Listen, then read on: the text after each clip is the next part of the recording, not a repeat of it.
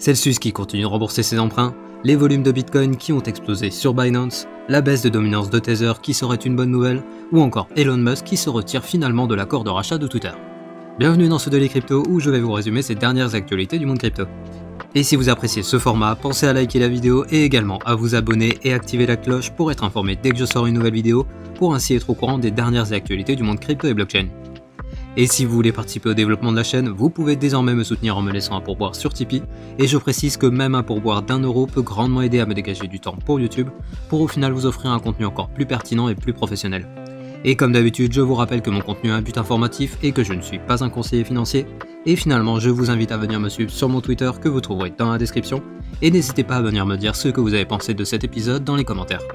Et on commence avec l'état du marché en ce samedi avec un marché qui est majoritairement dans le vert sur les dernières 24 heures, alors que le Bitcoin continue de se maintenir au-dessus des 21 000 $. Et les projets qui surperforment aujourd'hui le marché crypto sont le ICP avec un plus 12% et le QNT avec un plus 14%. Mais passons sans plus attendre aux actualités de ce samedi 9 juillet 2022. On débute les actualités du samedi avec Celsius qui continue de rembourser ses emprunts.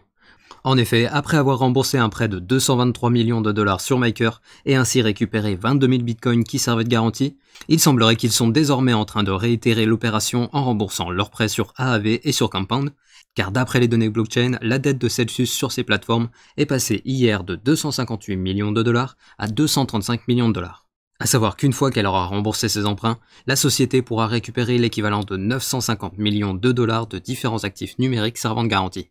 Et donc on voit ici la stratégie de Celsius pour se restructurer qui se met en place et dont le but est de pouvoir récupérer un maximum de liquidités afin de combler le trou dans leur bilan. Et du côté de Binance, on a eu hier des volumes complètement aberrants qui sont apparus sur la paire BTC-USDT. En effet, au moment de la mise en place du trading sans frais sur Bitcoin, les volumes de Binance ont explosé à des niveaux que l'on n'avait pas vus depuis le crash Covid en mars 2020. Et cette explosion des volumes serait due, d'après Champenzao, à des utilisateurs qui chercheraient à obtenir un niveau VIP sur la plateforme, étant donné que les volumes d'échange sont un critère important pour l'attribution du niveau VIP qui se compose de 9 niveaux, qui donnent plusieurs avantages tels que par exemple l'accès à l'achat OTC, c'est-à-dire sans passer par le marché, ou encore des frais réduits, ou encore l'accès à des conseils personnalisés des équipes de la plateforme, ou encore l'accès à un dîner annuel avec les équipes et partenaires de Binance, et bien d'autres avantages. Mais bien sûr, Champenzao a immédiatement annoncé que les volumes d'échange en Bitcoin allaient être retirés des paramètres servant à attribuer le statut VIP, et visiblement cette annonce a calmé les volumes étant donné qu'après 4 heures d'envolée, les volumes sont finalement revenus à des niveaux normaux. Et parlons maintenant de cet article qui n'est pas vraiment une actualité, mais plutôt une analyse de la situation de Tether et du potentiel impact positif sur le marché crypto.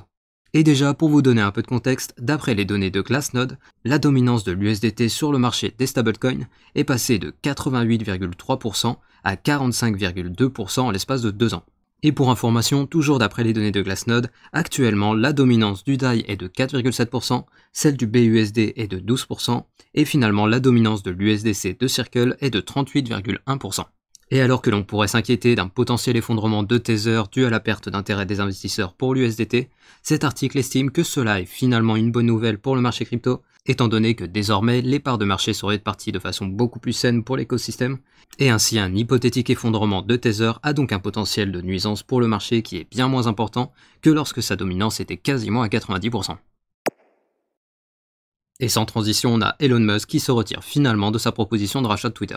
Et pour ceux qui vivaient dans une grotte ces 4 derniers mois, début avril on a eu Elon Musk qui avait racheté 9% des parts de Twitter, et le 14 avril il a annoncé vouloir racheter leur réseau social pour 40 milliards de dollars, et finalement le 21 avril grâce à des prêts et à la participation de plusieurs sociétés, il a augmenté son offre à 43 milliards de dollars pour le rachat de Twitter pour, je cite, défendre la liberté d'expression. Et le 25 avril, Twitter a fini par accepter son offre, mais finalement Elon Musk a mis en suspens les négociations le 13 mai à cause d'informations manquantes sur le nombre de faux comptes. Et au début du mois de juin, le conseil d'administration avait finalement pris la décision de transmettre les informations nécessaires aux équipes d'Elon Musk pour qu'ils analysent par eux-mêmes le nombre de faux comptes. Et visiblement les informations transmises par Twitter ne les ont pas satisfaits, car ils estiment que les données transmises ne permettent pas d'identifier le nombre de faux comptes, et donc ils accusent la société d'avoir transmis de fausses informations, et par conséquent ils se retirent de l'engagement de rachat. Mais comme il y avait un accord signé, les dirigeants de Twitter ne comptent pas s'arrêter là, car on a par exemple le président du conseil d'administration de Twitter qui a déclaré qu'ils étaient prêts à intenter une action en justice pour que l'accord de fusion se finalise. Et je précise que les deux parties se sont engagées à verser une indemnité de 1 milliard de dollars en cas de rupture de l'accord dans certaines conditions, et on a des experts qui estiment que si Elon Musk persiste dans son retrait de l'accord, Twitter pourrait bien sûr réclamer le milliard de dollars, mais également demander plus en compensation, et le procès pourrait s'étaler sur plusieurs mois. Et la question est maintenant de savoir si Elon Musk a bel et bien l'intention de se retirer de l'achat, ou s'il s'agit d'une stratégie pour renégocier les termes du contrat pour au final abaisser le prix du rachat. Et bien sûr, affaire à suivre dans le Daily Crypto. Et on finit les actualités du samedi avec le flash du jour. Tout d'abord, je vous rappelle que le 15 juillet, STEPN va officiellement suspendre ses services en Chine suite à la décision de la Chine de bannir l'application, et d'après plusieurs traders, cela pourrait potentiellement envoyer le prix du GMT dans la zone des 70 centimes de dollars alors qu'il est actuellement à 1 dollar. Ensuite, en Russie, on a la Sberbank, la plus grande banque du pays qui a officiellement lancé sa propre blockchain et a effectué sa première transaction d'actifs digital. Et finalement, en Espagne, on a Santander, la plus grande banque du pays, qui va organiser une compétition de start-up dans le métaverse de Decentraland.